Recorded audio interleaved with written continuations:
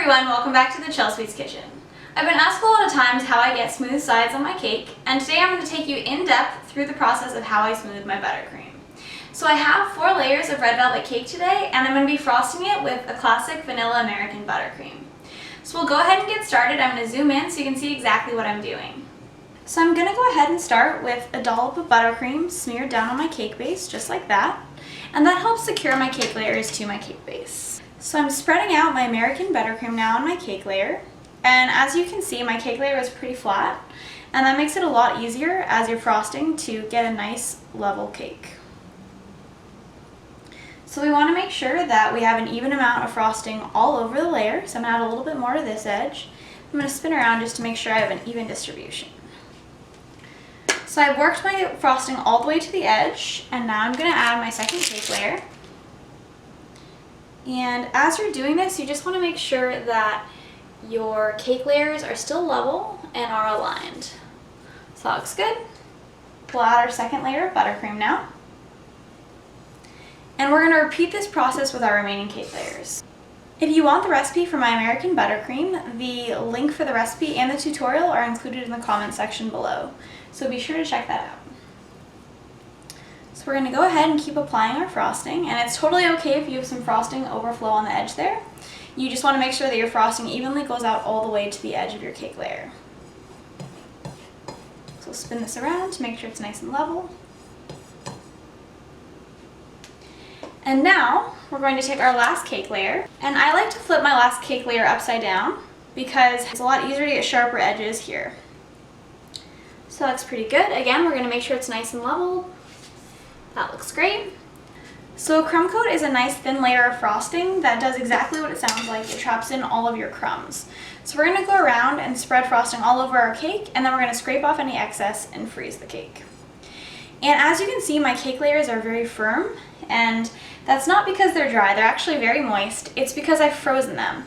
I found that when you freeze your cake layers, it's a lot easier to frost, and you get a lot less crumbs in your frosting as you apply your crumb coat. So I highly recommend doing that as well. So make sure we have enough on the top, and then we'll start to work our way down our sides. And we're going to use our cake bench to smooth this in a minute, so don't worry about this being perfect. So we're going to keep working our frosting all the way around our cake until we've covered all of the exposed layers. We're now going to scrape off the excess using our cake bench. So you want to set your cake bench level against your cake base, and you want to just gently apply pressure and slowly turn. And you want these to be nice long strokes, so you want to go slowly and just get as much as you can out of each spin. So we're going to keep going around here and doing a few passes. With all the extra buttercream that you're scraping off, you can just scrape it onto the edge of your bowl. And I like to do that each time that I finish a pass with my scraper. So we can see this is really looking pretty nice. We've scraped away most of the excess. You can see a little bit of cake is exposed, but that's okay. Any possible crumbs are still trapped, so that's great.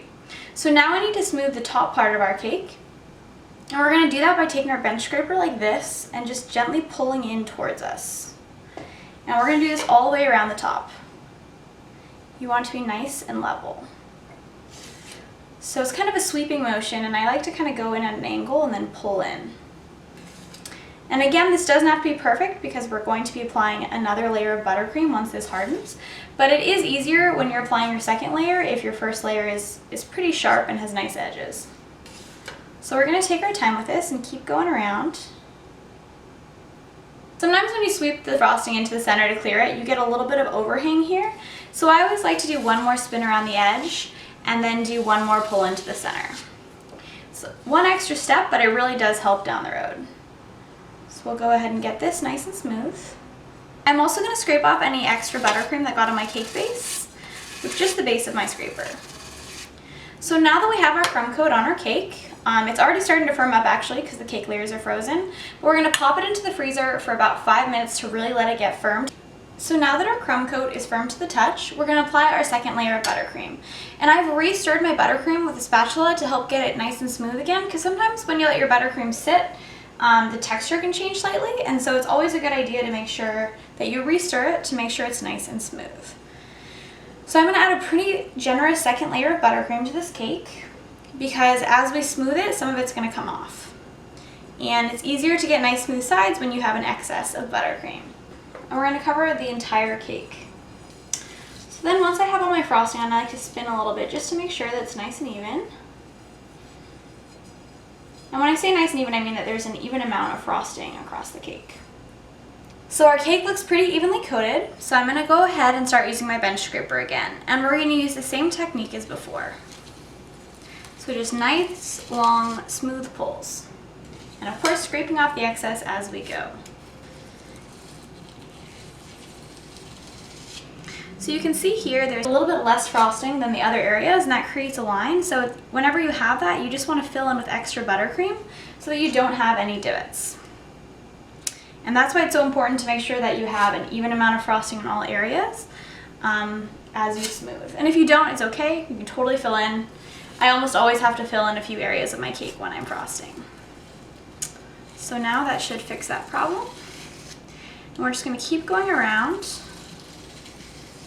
like that. I think a few more passes and we'll be ready to start smoothing the top. So there really is no master trick to getting smooth sides. It just takes patience and practice. That's probably the, when I first started baking, that was my biggest question. I thought there was some secret that everyone knew that I didn't. But it really just comes down to practice, having the right tools, and a lot of patience. So now that our sides look very smooth, I'm going to go ahead and pull in the top part. Then we'll repeat this process one more time to really get that nice sharp edge. Alright, so our top looks pretty smooth. I think now it's time to do one more pass on the sides to clean up these edges. We'll go around gently. You don't have to press too hard because you're really just trying to smooth the top. You've already smoothed the sides. So I try to just very lightly put pressure towards the top of the cake, but keep the scraper in line with the side of the cake. So you're not re-smoothing fully because at this point in time, your buttercream, if you're going slowly, may have started to harden. And that's fine, but you don't want to scrape it too aggressively or else you might ruin your smooth sides actually. So we just want to go around gently, just really applying a very light amount of pressure to the top. So now that we've pushed that frosting back up, it's time to pull it in one final time. I'm going to clean my cake bench just because this part gets really precise and we don't want to have this little bit of buttercream left over. So I'm going to wipe off my cake bench just using a paper towel, and now I'm going to gently pull this top part in. So as you can see, the crucial steps of getting sharp edges in a smooth cake are a crumb coat and an additional layer of frosting. At least that's how I like to do it. There's also lots of different methods for frosting, and a lot of it comes down to preference. So if you frost your cakes differently or you found a way that works better for you, then that is great. This is not the only way to get smooth sides. Alright, so I feel pretty good about this cake. Our sides are nice and smooth and we have finished frosting.